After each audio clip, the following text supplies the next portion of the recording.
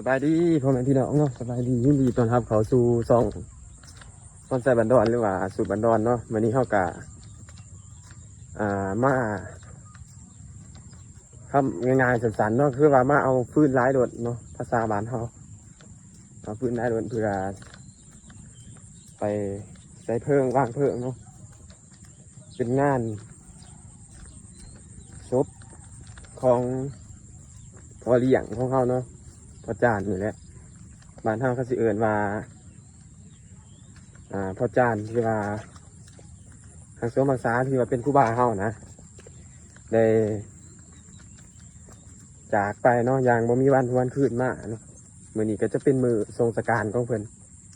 แล้วก็สิมีลูกอีกเนาะเลี้ยงกันเลยพี่น้องก็คือว่าขอแสดงความเสียใจนำครอบครัวทั้งสองหลายๆเด้อมื้อนี้เฮาก็ได้มาเอาพื้นร้ายโดดเนาะและอยู่ทั้งผู้ฝนกับโอ้ตกอยู่พี่น้องคือเดี๋ยวว่าเขาออกไปก่อนเท่าเลยเนาะเดี๋ยวเขาสิถ่ายเบิ่งย่านฝนห้ามมีพี่น้องคือเนาะบางหนึ่งกับตกเดี๋ยวสิมาเบิ่งถ่ายให้เบิ่งเป็นเทือเด้อพี่น้องเด้อคันว่าฝนตกนี่มันบ่ได้ถ่ายโลดตัวนี้พวกเพิ่นใหญ่เพิ่นยางน้ำหนาไปเนาะประมาณ30 กว่าคนคนแล้วเดี๋ยวสิให้เบิ่งพี่น้องทางออกไปย่ามนี่ก็เป็นย่ามหน้าอีกเนาะก็สิบ่สะดวกสบายสิลำบากแน่เด้อทุกคนเด้อทางกับมือแนะนำคณะนี่ฝนลิ้นเลยพี่น้องแต่คืนนี้ปุ๊บเบิ่งเขาพี่น้องฮีเวิร์นเฮาคันฝนตกมาอีก3-4 วันเลี่ยนติดนี่ก็คือสิท่วมเนาะเขาเบิ่งน้ำตัวนี้ก็ถือว่าสูงพอสมควรโอ้ยตายได้บ่ได้กลัวนี่เนาะถือว่าหลายคนอยู่เด้อเพื่อขึ้นไปเอาฟืนหลายโดดเนาะภาษาบ้านเฮาสิเอิ้นว่าฟืนหลายโดดแต่ตอนนี้เฮามาหอดสีสวด แต่ตอนนี้มาหอดประมาณครึ่งทางเนาะตั้งแต่ในบ้านเพิ่นเด้อพี่น้องเด้อเกือบกระใส่บ่ได้เนาะคือว่าประจนภัยหลายเกิบกำลังสีก้าวเข้าสู่สถานที่หรือว่าบอนเอาฟอกว่าฟื้นร้ายหล่นไปแล้วเนาะทุกคนเนาะแต่ที่นี่เบิด2 บาทที่เป็นฮีเวิร์ดเลยกับหัวฮีเนาะมาเอาซอยกันเดี๋ยวสิพาไปเบิ่งบรรยากาศอยู่เทิงไปแล้วก็คืบๆแบบนี้แน่เนาะทุกคนเนาะ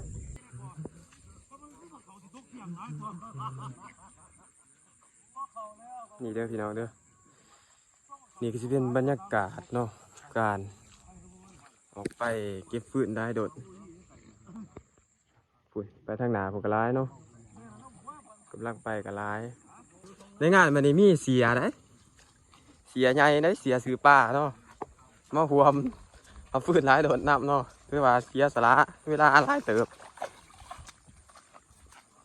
เขาเจ้าวันนี้จันเองขนาดโน่นหยาเนาะเป็นเดืองเป็นเดืองเนาะโอ้หันกันจะคล้องอุโรดดีก็เฮ้ยว่ามีแต่ตำนานมากเมื่อนี้ร่วงจะร่วงบ่ว่านายังกองก็จะร่วงหม้อพูดถือตุ๊กอันนั้นทงน้ำมันนั่นแห้งขนาดเด้อพี่น้องอีแซกโดดฮะจะร่วงไงหรอผู้กินตอนได้ร้ายเนี่ยพวกนั้นเขาแฉไงพี่เขาเพิ่นเบิร์ด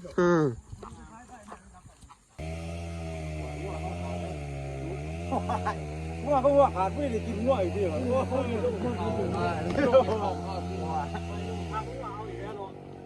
โอ้ยลมใส่ท่านนั่นไข่เนาะ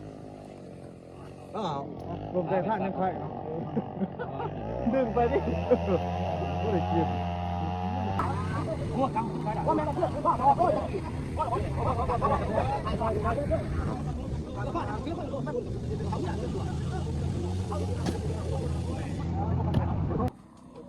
ไม่เป็นแล้วนี่ไม่เป็นเนาะ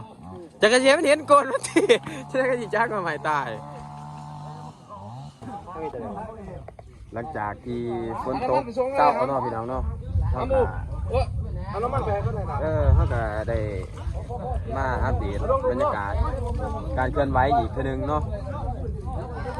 ซึ่งสิมี2จุดอยู่นี่จุดหนึ่งฝนกำลังเสาเนาะเปียกเบิดจะได้ปีนเสือฝนเปื้อนเนาะอย่ามันเปื้อนแล้วสิพาไปเบิ่งอีกทีนึงตอนนี้ฝนได้ห่วยได้เศร้าลงเลยเนาะทุกคนเนาะมันเดือดยามฝนอีกเนาะโอ้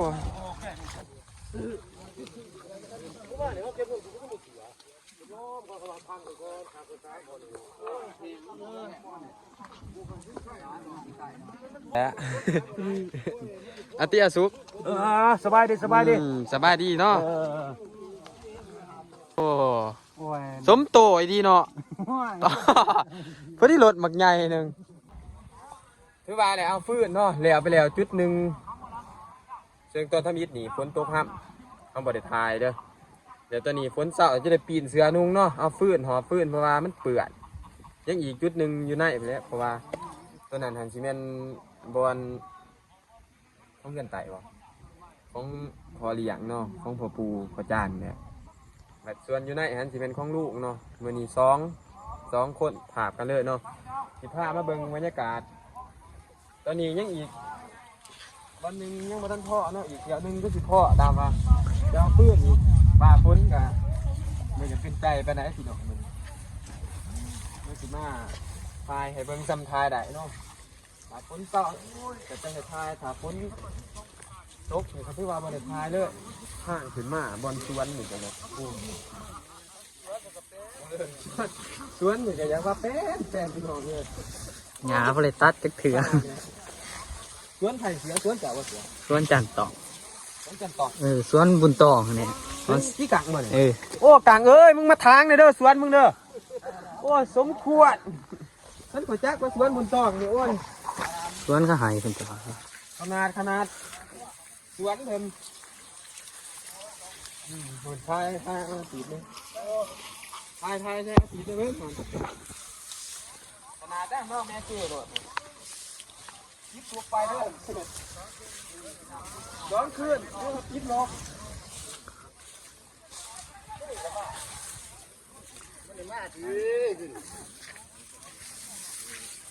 ว่างานการขายด้วย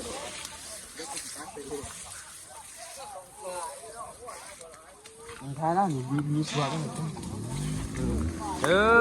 กระโดดง่ายเลยตัดยังขี่พกขนาดโอ้การพจักว่าสวนบุญตองเนี่ยบางที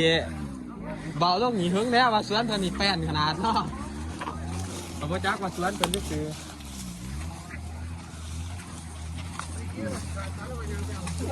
มันแหละ มันตอนที่เห็นไงว่าบนสวนอยู่บ่เนาะ อันจะคล้องสวนจักยางว่าของสวนที่บ่ มาเบิ่งบ่แม่นสวนนี่มันหญ้าอันนั้นเด้ปลูกหญ้าสวนเพิ่นสิไผ จ่ายเสือกันถ่ายแล้วนี่ ฮะ ตอนนี้กำลังมาเบิ่งพันยาก็กินตอกมา สวนบาบุญเด้อสวนบาบุญ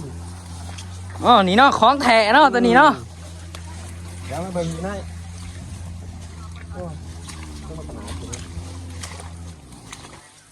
ที่รถมาหอดหรือเปล่า ยังท่าน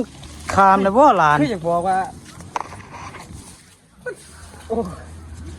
จักสิว่าหยากจักสิว่าบ่หยากจำได้พี่น้องเลย ไปไว้หลายแท้อยู่ มันจะไม่ตัวมันจะฝนครับเรา เอาของแท้เฮาเนาะ หมูป่าตายเอ้านักยุกะเมา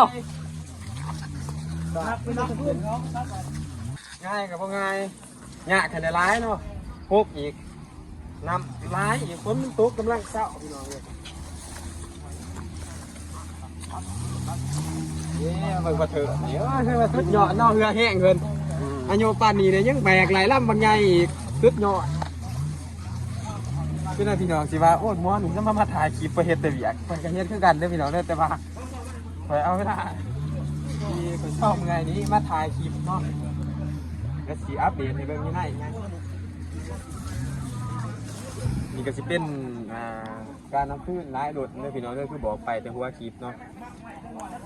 ร่วมกันและเบิดบ้านหัวที่เบิดเนาะเป็นงานของพอดีอ่ะ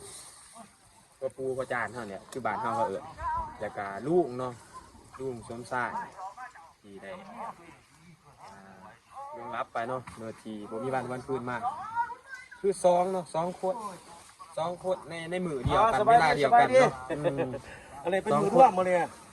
แมนเอาฟืนสามัคคีกัน ปั่นเมืองเลยนะ เบิดบ้านเบิดเมืองเนาะคือว่าเหตุการณ์แบบนี้นี่2ศพแบบนี้นี่ยากเด้อ3-4เห็นเทื่อนึงฝนกะ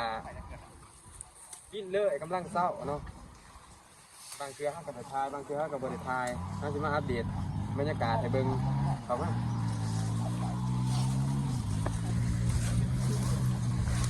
โอ้ของแท้จัดไปเลยเนาะฟืนเนาะครับ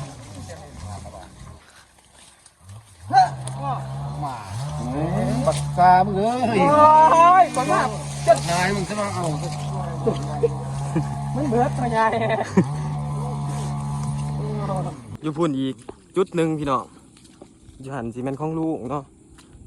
ลุงชายเด้อส่วนอยู่เทิงหันซีเมนต์ของปูพอจานมาแล้วมาเอาฟืนลายโดดโอ้ยสายฝนเอ้ยมันจะเลื่อนมาเห็นคลิปนี่จะเบิ่งเลยเด้อนี่ใส่หมวกเสือแดงแบกอยู่นี่แม่นแหละนี่ฝากเงินมาไหน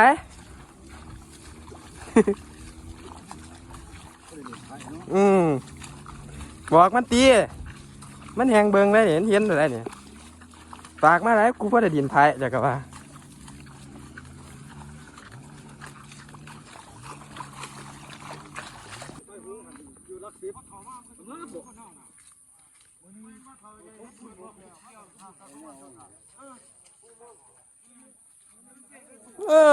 จอดขนาดเลี้ยนกล่องเพื่อนเอ้ยเมืองไหนเพื่อนเอ้ยชอบคือมึงแต่ดีจอดเป็นจอด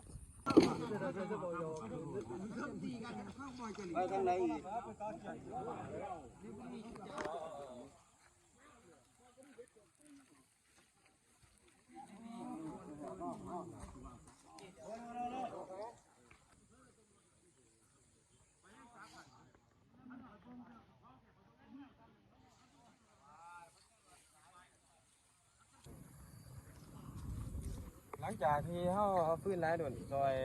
เป็นแล้วเนาะเขากะทิเอาเมื่อก่อน